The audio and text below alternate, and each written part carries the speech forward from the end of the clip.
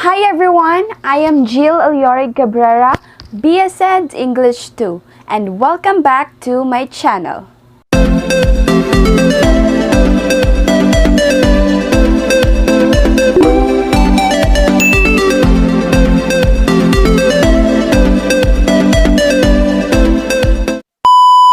For this video, I will be discussing about Module 4, Review of Theories Related to Learners' Development. I guess you are already familiar with this theory since I can recall that it was already introduced and discussed to us in one of our subjects during our first year here in college. I bet you are excited to look back and learn those theories again. So please continue watching this video and let's all learn together. Module 4, Review of Theories Related to Learners' Development. Before we proceed to our discussion, let's have the objectives first.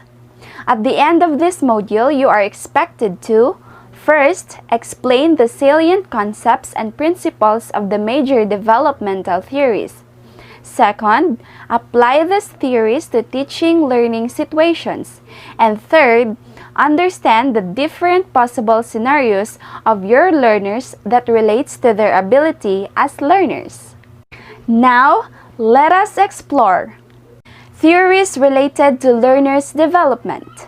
The educational trend that was brought out by a number of groundbreaking researches tells that one can be an effective facilitator of learning if one has a good working knowledge of the learner's development.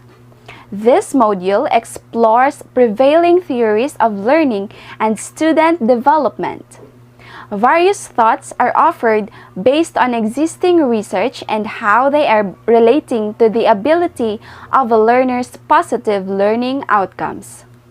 In order for an educator to be an effective facilitator of learning, he or she must have an excellent working knowledge of the learner's development. That is the importance of learning 7 major developmental theories. The 7 major developmental theories are the following. 1. Sigmund Freud's components of the personality. 2. Sigmund Freud's psychosexual theory.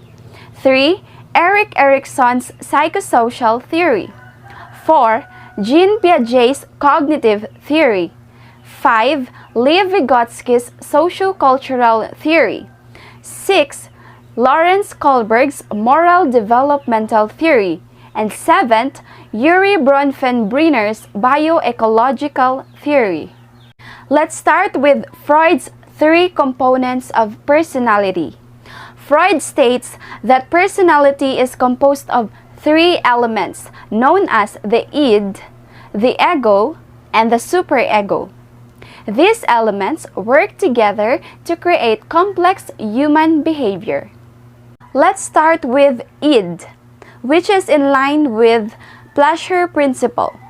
It is an unconscious, pleasure-seeking, amoral part of the personality that strives for immediate gratification of all desires, wants, and needs, such as hunger, thirst, self-preservation, and sex. The second one is ego, which is in line with reality principle. It is majorly conscious and is more rational, logical, and cunning than the id. The ego satisfies the demands of the id only in ways that will not lead to negative consequences. The third one is superego, which is in line with moral principle. Contains the conscience, which gives a person a sense of right and wrong. The superego develops as a preschool-age child learns the rules, costumes, and expectations of the society. Now we have Sigmund Freud's psychosexual theory. Freud believed that each of the 5 psychosexual stages has a different erogenous zone that becomes essential and can become the source of conflicts. The said conflicts that do not resolve can cause fixation or getting stuck to some degree in a stage of development. The first stage of psychosexual theory is oral stage, from birth to 1 year.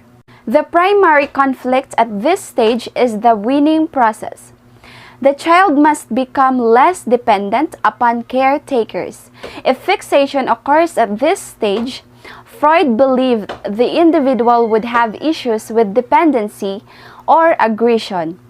Oral fixation can result in problems with drinking, eating, smoking, or nail biting. The next one is anal stage, ages from 1 to 3 years old. Children begin toilet training. When the child experiences harsh body training, he or she becomes obsessed with orderliness and tidiness. On the other hand, when the child lacks body training, he or she becomes very messy and disorganized. Next, we have the phallic stage, ages from 3 to 6 years old, in which boys are more attached to their mothers, which we call Oedipus complex, while girls are more attached to their fathers, which we call Electro complex. The fourth psychosexual stage is latency stage, from 6 years old to puberty. In this stage, children spend more time and interact mostly with same-sex peers. The fifth and last psychosexual stage is genital stage, from puberty to death.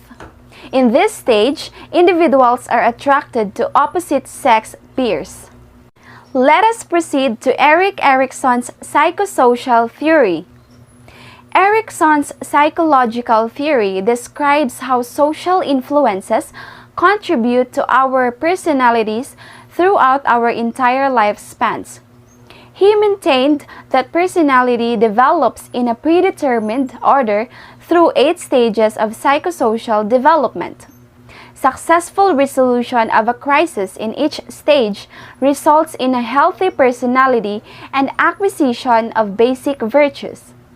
Failure to effectively resolve a crisis in a particular stage results in a reduced ability to resolve further stages, leading to unhealthy personality and a low sense of self-worth. The illustration shows the 8 stages of psychosocial development. The first one is trust and mistrust, which is under infancy. If babies' needs are met, they learn to trust people and expect life to be pleasant. Second is autonomy versus shame and doubt. This is during early childhood. Toddlers learn to direct their own behavior or they doubt their abilities. Third is initiative versus guilt. This is during preschool. Preschoolers learn to initiate tasks or they feel guilty about efforts to be independent. Fourth is industry versus inferiority. This is during school age, wherein children learn new social and academic skills or they feel inferior if they fail to do so. Fifth is identity versus role confusion. This falls under adolescence. Adolescents develop a sense of identity by finding a role for themselves and defining who they are, or they become confused about who they really are. Sixth is intimacy versus isolation. This falls under young adulthood. Young adults learn to form close and intimate relationships, or they feel isolated. Seventh is generativity versus stagnation. This falls under middle adulthood. The middle-aged discover a contributing to the world through work, family, and community, or they may feel a lack of purpose. The eighth and last one is ego integrity versus despair. This falls under maturity. Elderly people reflect on their life and may feel a sense of satisfaction or failure. Next, we have Jean Piaget's cognitive theory. Piaget's theory stressed the importance of the child's interaction with the objects as a primary factor of cognitive development. Piaget believed that children form mental concepts or schemes as they experience new situations and events. For example, you point into a picture of a dog and tell your students that's a dog. The child will bend, form a scheme for a dog that looks something like that in the picture. Piaget's cognitive theory is divided into two. These are assimilation and accommodation. In assimilation, children first try to understand new things in terms of schemes they already possess. For example, the child might see a cat and say it is a dog because both animals have fur. Next, we have accommodation. The process of altering or adjusting the old schemes to fit the new information and experiences. In relation to the previous example, where the child mistakenly identifies the cat and sees dog, he or she realizes that the two animals are actually different and alters the skin for a dog to include parts to differentiate it from a cat. The picture shows Piaget's stages of cognitive development. So, as we can see, there are 4 stages of cognitive development according to Jean Piaget. The first one is sensory motor stage. This is from birth to 2 years old. Next is pre-operational stage, from 2 to 7 years old. Next, concrete operational stage. This is from 7 to 11 years old. And the last one is formal operational stage, from 12 and up. The fifth major developmental theory is Lev Vygotsky's Socio-cultural theory. Vygotsky's theory emphasized the importance of social interaction with other people, typically more highly skilled children and adults in cognitive development. Lev Vygotsky categorized 2 terms in his theory.